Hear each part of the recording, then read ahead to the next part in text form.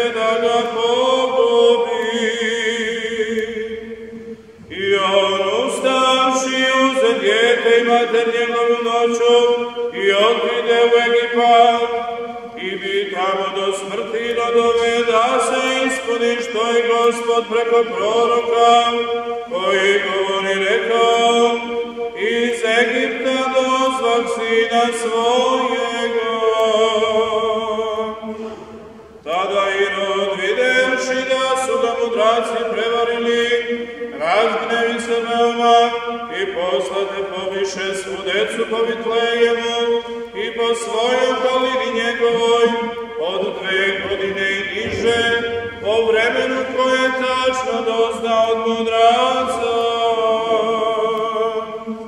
Tada se ispuni što je rekao prorok Jeremija govoreći: glasu rami ču se, naricanje i plači ridanje mnogo, Rahila oplakuje djecu svoju i neće se utješiti jer ih nema. A po smrti Irodovoj gle anđel Gospodnji javi se u snu Josifu u Egiptu i reče: ustani, uzmi djete i mater njegovu, idi u zemlju Izrailjevu, jer su pomrli koji su tražili život djetinji. A on ustane, uze djete i mater njegovu i dođe u zemlju Izrailjevu. Ali čuvši da Arhela je vlada u Judeji mjesto Irodaca svojega, poboja se otići onamo, nego primivši u su zapovest, otide u krajeve Galilejske. I došavši na stanicu gradu zvanom Nazaret, da se ispuni što su rekli proroci, da će se Nazarećani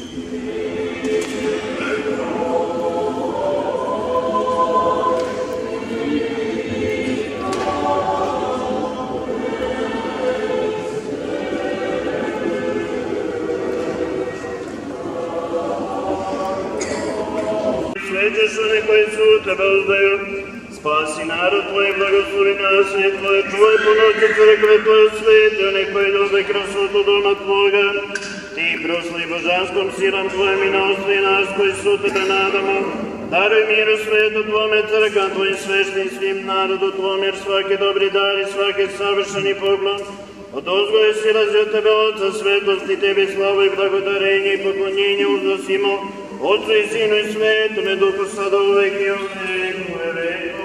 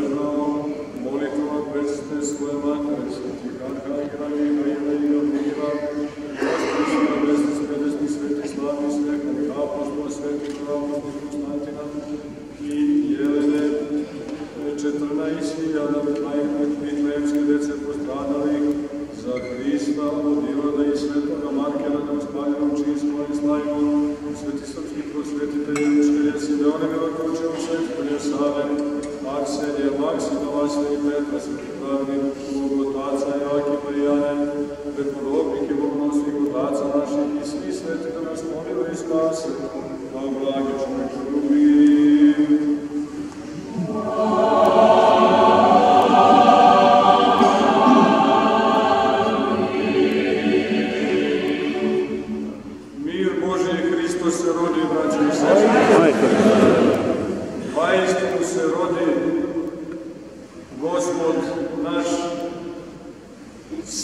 Boži, jedan od Svete Trojice, zaista, braćo i sestre, dođe u svet među nas ljude, ali ne slučajno i ne zbog bilo čega, nego dođe Gospod u svet da uzme u svoju prirodu, našu prirodu, ljudsku prirodu, da sjedini ljudsku prirodu sa svojom božanskom prirodom. Došao je Gospod u svet da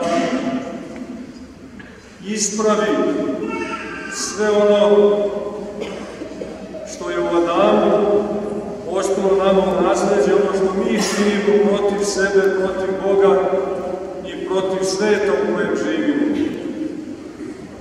Rodio se u Vitlejemskoj pećini i radujemo se, braćo i sestre, jer još uvek živimo u toj božićnoj radosti, još uvek tiha radost i blagodat Vitlejemske pećine jest ambijent i atmosfera koju osjećamo. Ta atmosfera i taj ambijent daleko je od vreme, daleko je od buke i slave i bogatstva i sjaja ovoga sveta.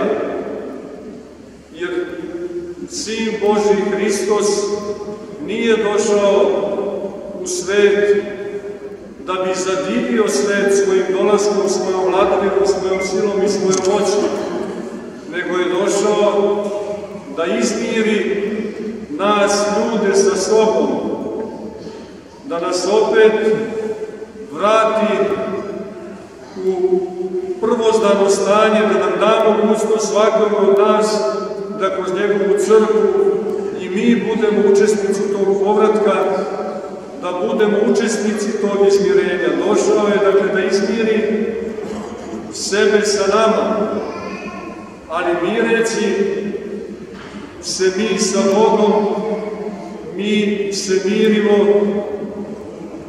i sa sobom, jer u sebi smo, braćo i sestre, podeljeni. Koliko samo ima frustracija, koliko samo ima konflikata, koliko samo ima psiholoških poremećaja u svakome od nas. A sve je to posljedica našeg odlučenja od Boga. Došao je da izmiri sebe sa nama, ali i mi mireći se sa njim, da se izmirimo sa drugim ljudima. Šta je danas potrebnije, braće i sestre, od mira? Mir je nasušna potreba.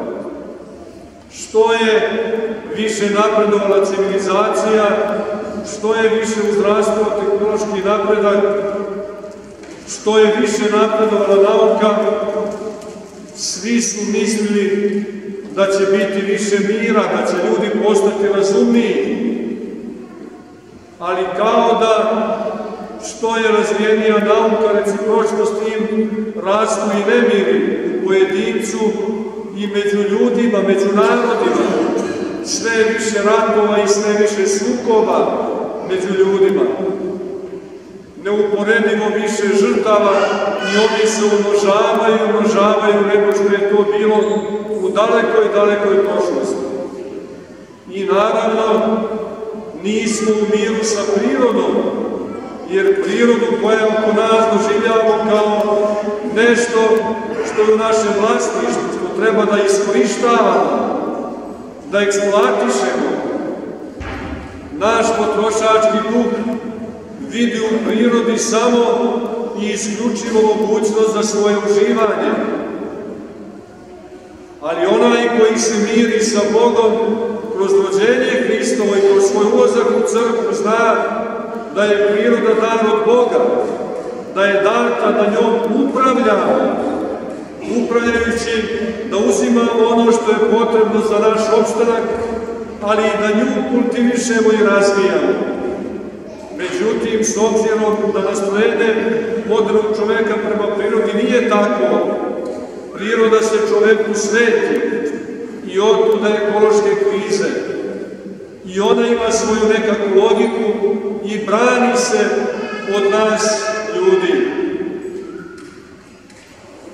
Mir, dakle, Gospod donosi na sve, dolazi među nas, kazujući nam da taj mir nije spoljašnja stvarnost, nego da je mir unutrašnja duhovna vrednost i da samo onda, kada se budemo pomirili sa Bogom, moći ćemo da se pomirimo sa sobom, sa drugim čovekom i sa prirodom, jer će nam tada Bog biti na prvom mestu, a kad On bude na prvom mestu, sve ostalo će se postaviti na svoje mesto i bit će kako treba. A i onda, kada na izgled nije kako treba, Bog će nam dati i razum i snagu srca da pojmimo, da razumemo šta je suština događaja koji možda nisu u skladu sa našim očekivanjima. Došao je, dakle, Gospod u svet da posluži nama, ne da nas porobi, ne da vlada, nego da služi, da pokaže i nama da je služenje jedini normalan način našeg postojanja. Način postojanja koji afirmiše u nama sve što je dobro, koji afirmiše sve darove koje smo od Boga dobili. I zato pokazuje i nama da je služenje njemu Bogu, ali i bližnjem i svetu i način našega postojanja. Između dva služenja samo možemo da se opredelimo. Da li ćemo služiti Bogu ili služiti sebi. Ne postoji drugo ili ne postoji treće. Ako budemo služili sebi, nikada nećemo biti zadovoljni. Jer će tada dominirati naš egoizam, naše samoljublje. Pokušat ćemo sve da podredimo svome ostrašćenom i grešnom biću. I što više imamo, bit ćemo nezadovoljni ili više ćemo hteti na bilo kojem polju našega postojanja i delovanja. Ukoliko, međutim, budemo se opredelili da služimo Bogu, onda ćemo na pravi način služiti i bližnjem i svetu, a zapravo ćemo sebe potvrđivati kao bogolika bića. Stoga, braćo i sestre, i danas, još uvek slaveći rođenje Hristovo, i mi, da nam Bog da pronađemo Hrista. Ali ne tako, jer to nije neophodno što ćemo tragati za njim u Betlehemskoj pećini, što ćemo morati i mi zajedno sa mudracama, pastirima i anđelima i zvezdom sa neba da idemo da mu se poklonimo u Betlehem. Ne, to nije potrebno, braćo i sestre, jer Gospod je u nama, u našem srcu. I naše srce treba da postane Betlehemska pećina. Da svojom vrlinom, svojim dobrim delima, svojom ljubavlju prema svakom čoveku, praštanjem, neosuđivanjem, milosrđem, odsustvom zavisti, neogovaranjem i svakom drugom vrlinom, ako se budemo ukrasili, mi ćemo svoje srce i svoje biće pretvoriti, braćo i sestre, u Betlehemsku pećinu. I onda tu srećemo Gospoda, On će se nastaniti u nama, rodit će se u srcu našem, a naše će se biće pretvarati u bogolikog čoveka i mi ćemo upravo ostvarivati cilj zbog kojeg je On došao u svet. Neka bi Gospod dao da zaista, braćo i sestre, tako bude, da se trudimo da ispunjavamo zakon Božji, zapovesti njegove, jer tada ćemo imati duhovnu radost, tada ćemo biti sa Bogom našim, Isusom Hristom, Sinem Božjim, kome neka je slava, sada i uvek i u vekove vekova. Amin. Mir Božji, Hristos se rodi.